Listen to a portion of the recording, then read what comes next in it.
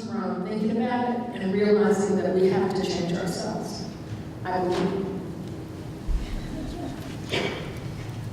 Thank you.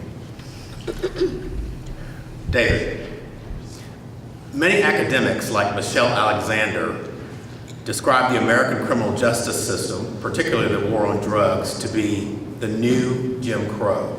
How does this play out in Tulsa? Did anyone here have a chance to hear Professor Alexander when she spoke to you a couple of years ago? A couple did. She is, along with Ta-Nehisi Coates and a couple of others, really one of the most insightful, brilliant thinkers about race today. And in fact, gave a talk, a 40-minute talk, with perhaps the single best public lecture I've ever heard. And her book, The New Jim Crow, which does look at the politics of mass incarceration, one of the most powerful, insightful books that I've ever read, and strongly recommended. And she developed a very powerful argument about how, as we moved away from legal segregation in this country in the late 1960s, early 1970s, we moved into a war on crime, a war on drugs, which became a war on black people.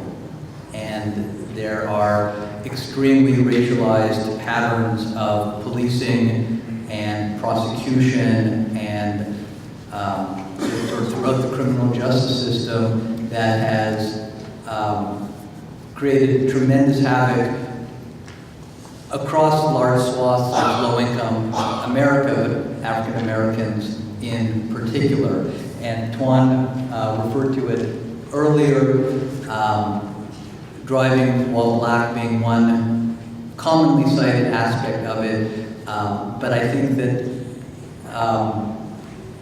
it's a constant reality for people of color, which I think in the past year or two, with the Trayvon Martin affair, with the events in Ferguson, there's been broader recognition in white society that what is routine, ordinary, safe experiences for whites, particularly young white men, are really life and death, life-threatening situations for blacks.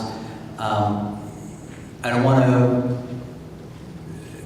provide any particular judgments on policing in Tulsa. It's not a specialty of mine, or I don't think we're different than anywhere else in terms of where police resources are concentrated. And we have seen, some pretty bad incidents here too. So I think it's just something that we have to be aware of. And there are areas where, with some criminal justice reform, moving away from the war on drugs, the over-incarceration that is particularly serious in Oklahoma, we might see some progress. One of the issues that we're working on this session is a bill that would remove some of the restrictions on employment for former felons who are excluded from all kinds of jobs where having a criminal history probably shouldn't be a job qualification. So, even when people come out of prison, just limited opportunities is something we need to be working on. That was a little more of a speech than a short answer, but Forgive it. Thank you. The next question is really about cultural competency. And it's to Jocelyn, Twan, or David, whoever wants to take it out. Schools are more integrated, but what about school staff? Many white educators have preconceived notions about students of color and have had little exposure to people of different racial backgrounds. How does this impact students, and what could be done about it?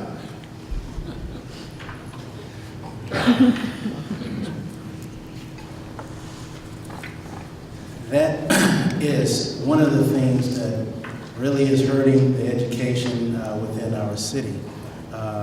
Speaking to many people within the school system, and because it's being taped, I won't mention their names. That was a joke. But one of the things that I've heard the term mentioned, career teacher. And the complaint is that a lot of the career teachers, the ones that have been in our community 20, 25, 30 years, are really started their career, about to retire here, are teaching in the schools that are predominantly white. And nothing against Teach for America, but those young kids that are coming in from Teach for America, you'll find them more in the school systems out in the North community.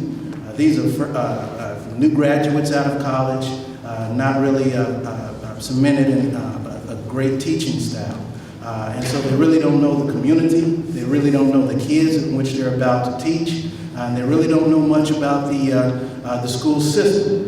So that has a huge impact on whether or not a child feels like he's in an environment that's conducive to learning. And I think that is an area that we have to concentrate on, and is to ensure that we've got the right instructors in the classroom where the kids are struggling and performing at way below grade level.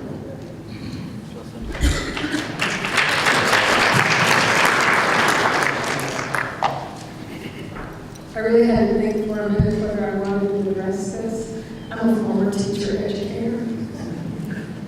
Reformed teacher educator.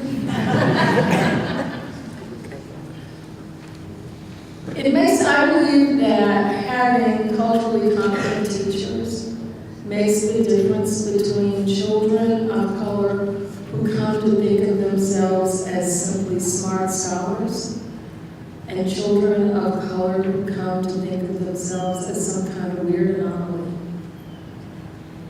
In Tulsa schools, I'll speak of one school, in at least one Tulsa school several years ago, someone was overheard to say something about, this place had nothing before we got there. And it was ignorance that led them to say that. They didn't know what they were talking about.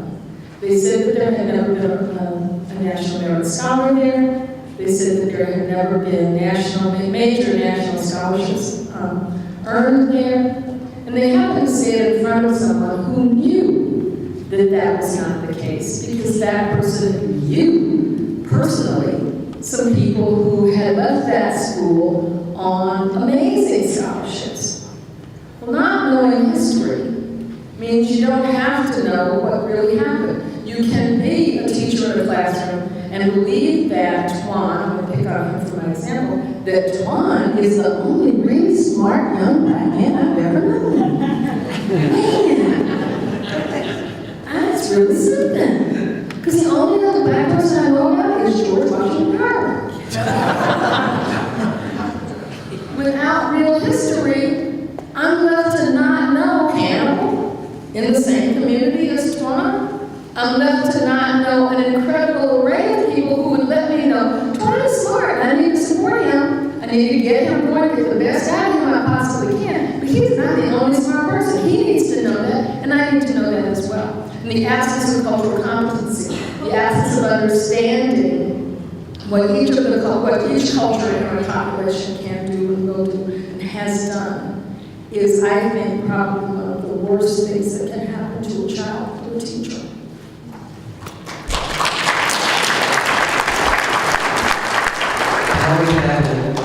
A lot of the aspects of the politics of mass incarceration that we see for adults really do have roots in the school system. There's been growing attention, I think it's encouraging, on the idea of school-to-prison pipeline. And it starts in schools with zero tolerance and heavy suspensions, and African-American men, boys, really boys, are most often the subject of it. So, if you have a white kid with behavioral problems who lashes out, there's going to be counseling, there's going to, I know all too well, what the approach would be. And with black kids, it will often be you're suspended, and then you're out, and then it's juvenile justice. Suspension keeps you from going on to the next best school. So and then it just is a, sort of setting kids up for failure. So I think the whole way that we look at discipline is a really key part of this too. Oh, yeah. And I want to share this just as an example. Alice Blue, who used to be part of, she may still be, I'm not sure, a part of the Community Service Council of Greater Tulsa, once shared this scenario with me, and I thought, I mean, it drove it home to me, and it kind of awakened me to some of the mentality of some of the instructors that are in our school. She said she visited a school out south where it was predominantly white, and the instructor on the first day of school was telling them how we're all here to learn, we're going to do this, we're going to be able to do that. It was a we. It seemed very inclusive. And then she visited a school out north, and the instructor in that class on the first day of school told them that I will not tolerate inappropriate behavior. If I have to tell you something twice, I'm going to send you to the principal's office. I will, and it was more of behavioral issues. I know you got problems, and I'm not going to deal with your problems. I'm just going to let the principal deal with it. But that mindset of that kid in the two different areas, the question she posed to me, which student do you think really was going to learn something that school year? And that's what our kids are facing in our school.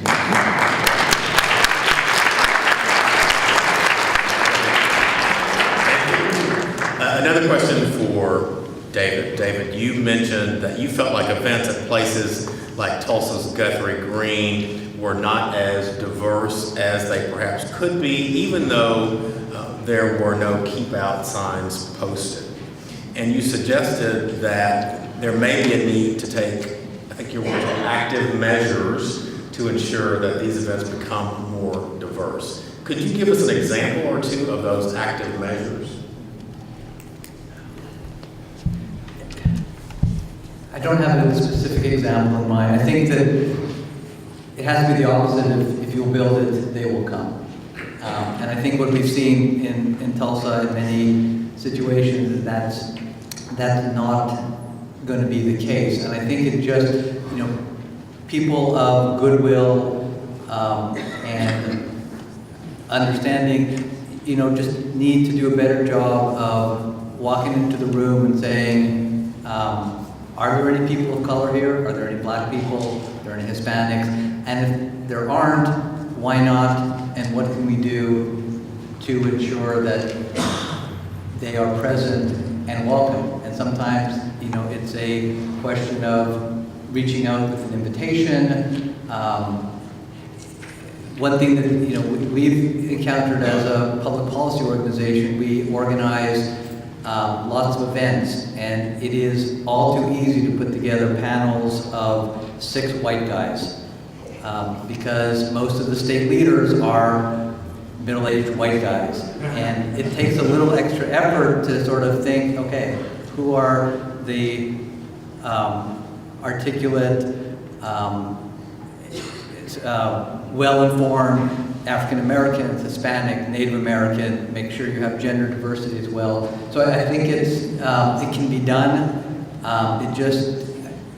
The term is in disrepute, but it actually does require affirmative action and sort of acting affirmatively to make sure that underrepresented groups are represented. Jocelyn. I want to say something about Guthrie Green. I think that what David said has a lot of truth in it, but I also want to recognize that the staff at Guthrie Green recognized some of that too. And as a result of that, the John Franklin Center will be doing some programming at Guthrie Green this summer.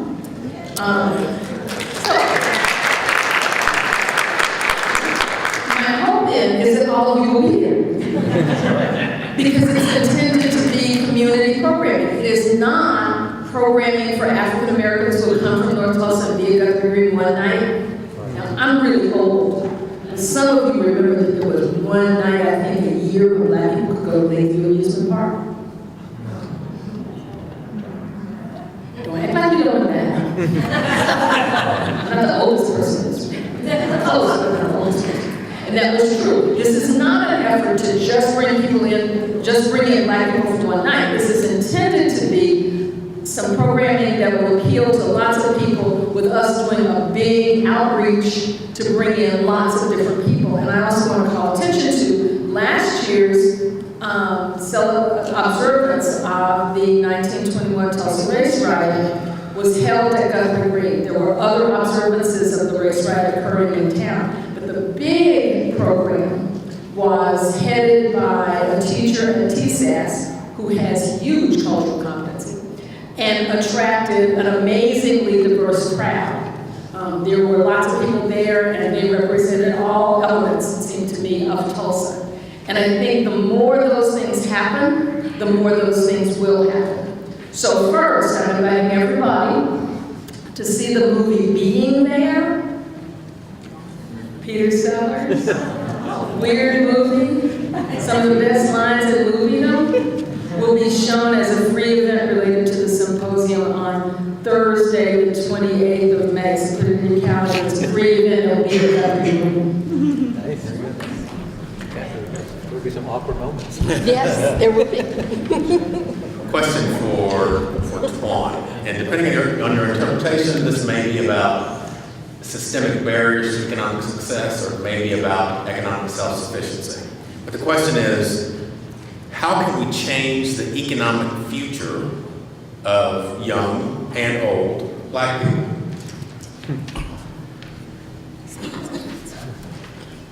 That's a very challenging question. That one, it's hard to be succinct in this response. But you will.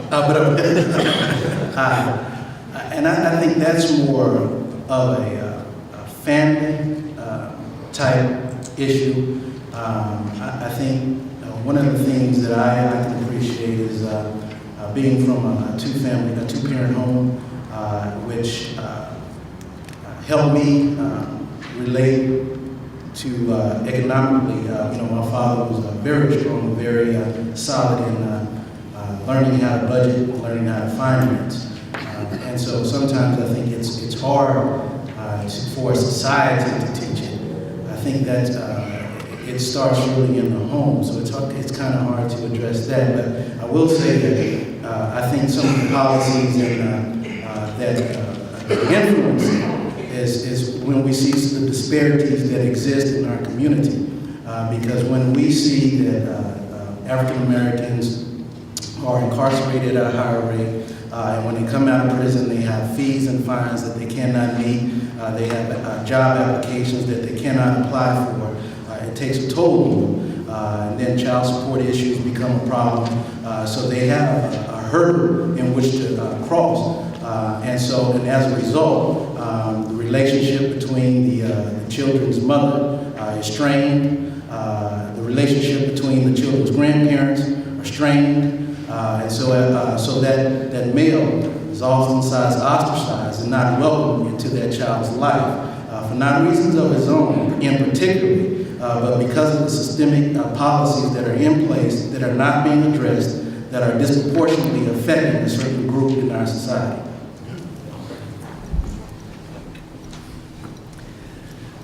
Jocelyn, I don't know if you are the person for this question. It's more of an OCCJ question, but I'll pose it anyway.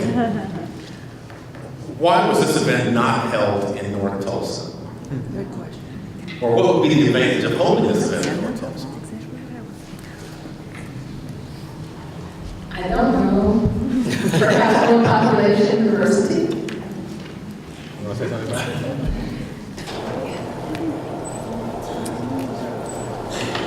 Someone asked me that during the break, why was this not held in North Tulsa? I said, no, and she went on to ask, we've spent such a long time doing interfaith work over the years. She was saying, going back 20 years, why don't we start having an interracial dialogue in Tulsa and begin that? And maybe the time has come to begin that work with big intentionality and look forward that way, because we have traditional sites where we've held it, And I guess you get comfortable doing that. And so for this topic especially, it's a good question, you know, and we didn't follow up on that. I think it is just want to briefly recognize there are some organizations in this city that are doing really good work on intercultural, interracial affairs. The John Hope Franklin Center does really tremendous programming year-round. The YWCA is deeply committed to racial justice and runs a variety of programs. I think there are some churches that are doing, and synagogues and temples that are doing a very good job. So I mean, I think there are pockets of strong work. There's also in the private sector some organizations that have really made strides in diversity. So I think we need to recognize that as well as where there's continued to be obstacles and challenges.